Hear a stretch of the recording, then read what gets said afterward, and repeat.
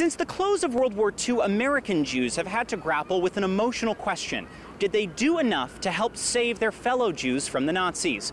A new exhibition at New York's Museum of Jewish Heritage explores that question, telling some of the untold stories about what American Jews did to save family members and even strangers against difficult odds. Desperate to save his family, Austrian composer Erich Zeissel wrote a letter to a man with the same last name, whom he found in a New York phone book, appealing for help.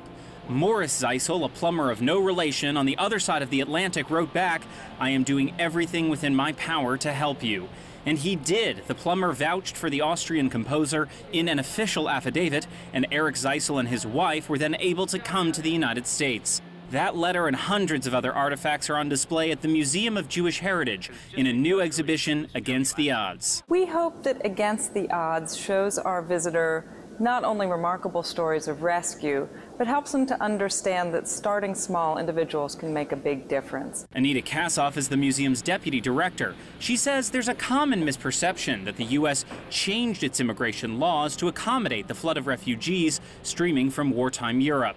In fact, the laws were already in place in the 1920s that limited the number of people who could come into the United States by quotas based on national origins, and that also required people who were seeking immigration visas to find American sponsors to certify that they would not become public charges once they came to the United States. The bureaucracy meant mountains of paperwork, evoked by yellowed pages hung from the ceiling, comprising the walls of the exhibition. Exhibit curator Bonnie Gerwich. I think that the design imposes a certain tension that echoes the tension in the process. You see the wall. It's somewhat permeable, but not really permeable. Among the paper walls, visa applications, birth certificates, and other government records. Highlights include a letter from Albert Einstein protesting the U.S. government's stonewalling of Jewish refugees. Touchscreen iPads help viewers explore the records of rescuers like Dorothy Bernhard. But despite good intentions, sometimes the bureaucratic path dead-ended. The exhibition concludes with picture frames that show images of people like Zeissel, the Austrian composer, who were able to flee, but empty frames as well, representing those who never escaped.